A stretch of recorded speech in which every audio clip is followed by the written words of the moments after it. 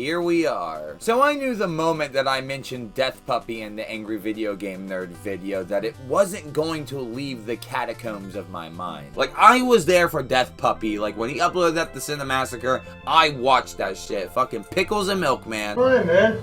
It's good to see you. Yeah, I'm looking forward to having some milk and pickles today. I thought to myself, hey, it's only 30 minutes. I'll just sit down, watch it, make myself a silly little review, and move on with my life. However, on further inspection, when I checked out Death Puppy, it was only 15 minutes. Now, there's not a whole lot of video you can produce over 15 minutes unless I wanted to analyze every single frame.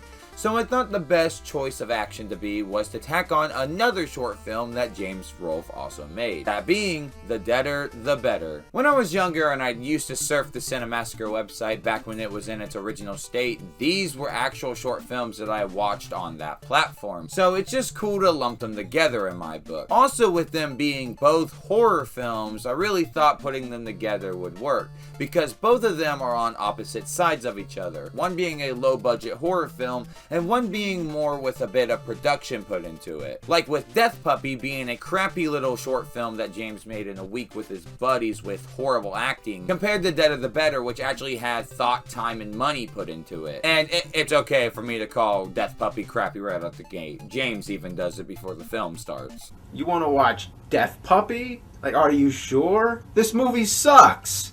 I mean, seriously, it's bad. What's up, Danksters? Thanks for tuning into a brand new video, and join me today as we go over 2 of James Rolfe's short films. Now, to clarify before we get into it, I just want to say that the reason that I'm picking these 2 short films in particular is because these are the short films that I actually did watch on the website back in the day. Like, I haven't seen the 6 Snicks flicks, I haven't seen The Head Incident, I haven't seen The Blue Lagoon, none of those films that he made also. Just these 2 that I've seen. Maybe if this does well, I'll dive into those. I'm always open to watch them. I have no problem. But anyway, I think we should just jump right into it. And starting out, we have Death Puppy. Death Puppy was released in 2000, and it's about 3 friends. The guy, that one guy, and the other guy. No, seriously, that's their names. Just for this video, I'm just going to call them James, Blondie, and Cat in the Hat. We all cool with that? Cool. Coming over to one of their places to have some pickles and milk. And it's right here where we learn what Death Puppy is. Blondie tells the other 2 that it's a dangerous dog, worthy of killing, and it shouldn't be disturbed. Just a side note here, I fucking love how James hams it up here. Like, this trying to stay focused cracks me up. After a little pushback, the gang gives up, and Cat in the Hat and Blondie go get some pickles and milk, while James stays behind. Given into his curiosity, he goes over to where Death Puppy is and opens the door, looking down the stairs, where the dreaded Death Puppy comes marching up the stairs, rushing into James, tackling him onto the floor. Also, like, what the fuck? Is it just me, or is this like an actually good camera angle in this? Like, I know he was a film student, but I'm a little blown away, actually. Is it just me? Curled up in a fetal position, the dog runs past him just as the others get back from the store. After assessing the situation, they find James on the ground as he tells them they let Death Puppy on the loose. But it's quickly dropped because pickles and milk time, baby. Nah, let's get the more important things. You got the pickles, right? Yeah. Let's go have some milk and pickles. Okay. Yeah. Pickles and milk, you know, I wonder what that actually tastes like. I mean, I guess if I'm going to fully criticize and review this short film, I guess I should try that, right? Yes, I actually went to the store and bought my own pickles and milk to try this because I just felt like the video wouldn't be complete if I didn't. I just thought this would be fun. I just wanted to kind of dive into the mindset of him. He doesn't really do drugs, but he had to have been smoking fucking something when he came up with this, so I just got a lot of anxiety right now to try this. So I got a cup right here, and I'm just gonna get right into it. Gonna pour some milk in here, just enough. Don't want to waste the entire half quart. Then we have our pickles right here. Make sure we get one. This is not fake, everyone. I want to get a big one. There we go. Get all that juice off. There we go. There's a pickle. Now, in the short film, they just take the pickle and dip it in the mug, and that's what we're going to do right here. Look at that. Now, even during the film, James hesitates to even eat this. You can see him just like kind of biting it, but I'm just gonna go full on swinging at this. So here we go. Well, anyway, after the gang gets done having some pickles and milk, some good old pickles and milk, mind I add you, the question of the dog's name gets brought up. Yeah, so what's your puppy's name? That's no ordinary puppy. That's Death Puppy.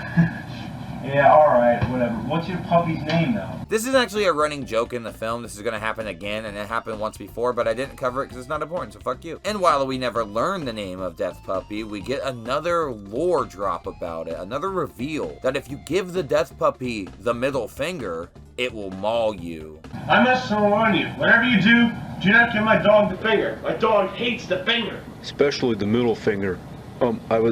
Sorry. But of course, this falls on deaf ears, because immediately, as soon as the dog comes up, James starts mocking the dog and immediately gives it the middle finger.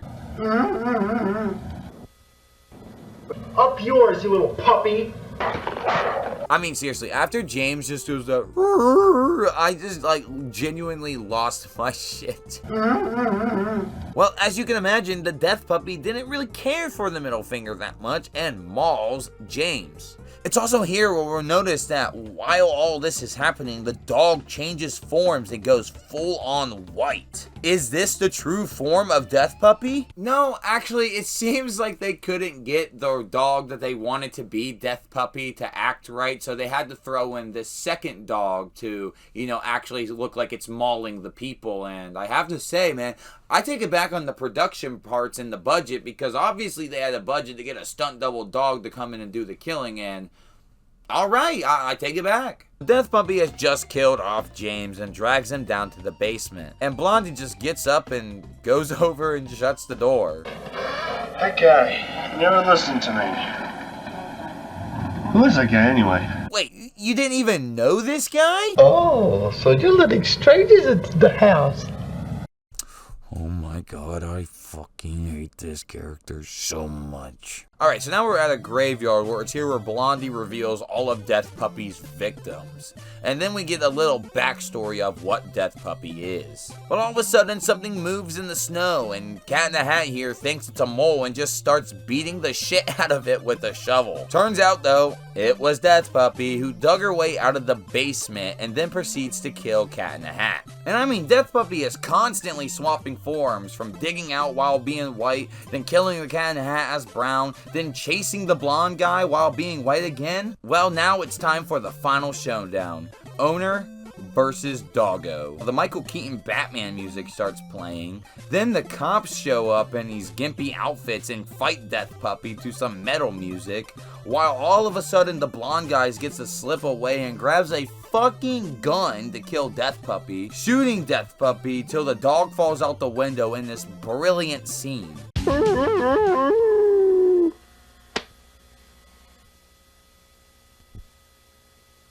Our hero calms down a bit to look out the window to see a perfect dog turd placed in the snow, as a sign that this is far from over, and just to let you know that Death Puppy is on the loose, so just remember.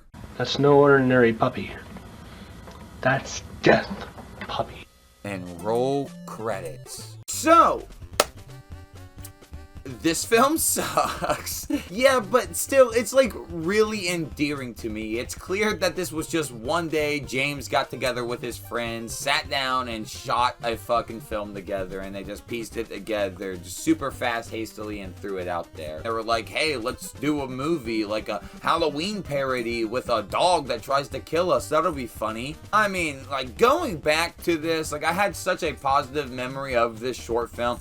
I know it's bad, okay? You know it's bad. Hell, even James Rolfe knows it's bad, okay? He tells you right in the beginning of the fucking video, before the movie starts. This movie sucks. But I guess just being a kid, I thought this was a lot more grander than what it was. But I have to say, as an adult, if you are watching this, well, it's a rough sit-through. Bad camera angles, bad lighting, horrible acting, continuity issues, like literally the whole 9 yards. Like literally, I think in a day they filmed this whole thing, and it wasn't really meant to be taken seriously. I mean, they have some of the best part in this where they literally just say, use your imagination, so you know they weren't really serious. Also, using some of the dog lines, which is literally just James going, fucking cracked me up. So, I will give it a little slack, but it's still bad. It's still a dog shit short film. But I still fucking love it. It's a guilty pleasure of mine that still cracks me up to this day when I watch it. Although there is something on further inspection that I did notice when watching it. At the end of the movie, they show credits for everyone who starred in the short film. And they credit the dog in it, but they don't credit the other dog. What the fuck, James? Are you just gonna leave the other star of your horror film out of the credits like that? So, this was a very rushed job. It's clear to see, you watch it, you feel it, it's obvious. But let's see what happens when James takes the idea of making a short film with the opposite work ethic. Give it time, give it money, and give it production. And James, I think, personally delivered on all those fronts in 2005's The Deader, the Better. Now, if you are a huge fan of James Rolfe, then you know he's a huge movie buff, and he loves those crappy B-rated horror movies that used to get pumped out on VHS all the time back in the day. I guess he wanted to take a stab at that formula and give it a shot while taking it seriously. Now, with The Deader, the Better, the story is actually a bit looser, if that makes any sense. With Death Puppy, there was actually a story being told here, but with Deader the Better, it kind of just feels like a normal night at work. The story is about two grave caretakers, and it's all about them maintaining a cemetery. Their two names are Lloyd and Earl. Lloyd, in my opinion, just steals the show, and I mean, I guess that makes sense. He is the main character after all, but his acting is pretty good as well. He's not like winning any Oscars, but sells his performance well enough that gets the point across. Earl, on the other hand, just didn't do it for me. His acting, which isn't very good, really pulls me out of it, I'm not gonna lie. I guess it's a good thing he's not really in it, but yeah. But with the introductions aside, it's just a campy horror comedy zombie film. Not much really happens other than surviving the night and kicking zombie ass, and there is plenty of it. I love the part where Lloyd shoves a zombie's head literally up his ass. It's all glorious in a B-movie sort of way. The campy feel that was added to this short film definitely helps with the immersion of it, and James nailed that retro feeling. Also, that opening shot with Lloyd, exploding the zombie's head and its brain matters explodes all over the tombstone, revealing the title, was really well done and low-key kind of iconic for this short film.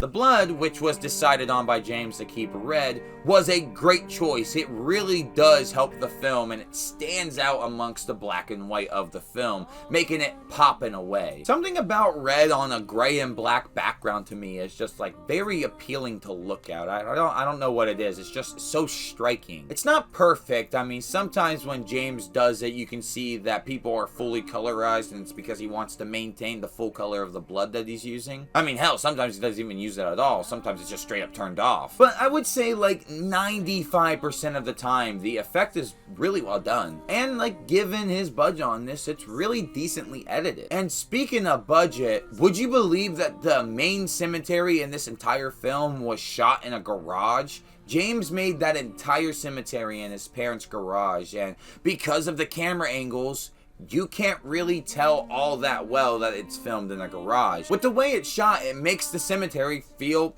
large, and even helps with the fact that he does a cemetery outside later on in the film, and also drives through a proper cemetery, helps make the whole cemetery feel really big. A funny thing about this short film is that it was actually the last short film James Rolfe would do before he would do The Angry Video Game Nerd. I know that I said this film came out in 2005, and that is true, but the film was being worked on all throughout 2004, and before the angry video game nerd, or the angry Nintendo nerd as it was at the time, was ever a thing. However, I will say, if you are an angry video game nerd fan, then you might recognize some faces here, and you might recognize some music choices that they use. Like, for example, Lloyd, who is the main grave taker that we spend most of our time with in this short film. I think he is the old hillbilly in the Texas Chainsaw Massacre AVGN episode. Mike Matei, a very popular person in the AVGN community, basically helped ran the channel of things. He appears as a car zombie at the very end of the film, and that was really cool to see him there. And of course, James at one point does show up, and he's a zombie himself. He gets shoveled in half. Also, there is this fight scene in the cemetery where Lloyd is fighting all the zombies, and I swear to God, the music being used in that is music he's used in the AVGN before. Now, I don't have like a specific episode in my head that I can point out, but I know, goddammit, I've heard that music before in an AVGN. Boy, easy, easy.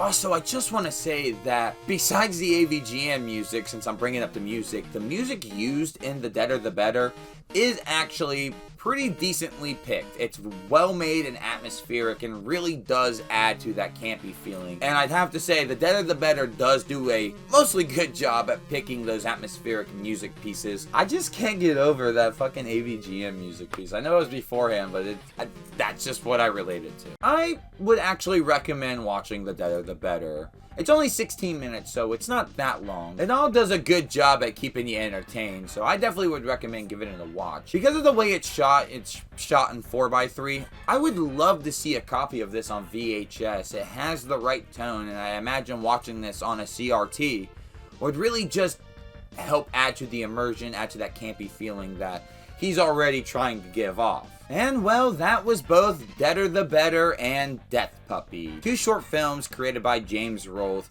both horror films, both on the opposite sides of the work ethic spectrum. Like I said, I watched these back in the day and they always stuck with me, and I can't believe it led me to today where I would be talking about them in a YouTube video, so crazy how we come full circle like that. No, but on a real note, I actually really did have a lot of fun re-watching these short films, you know, because they were something from my childhood.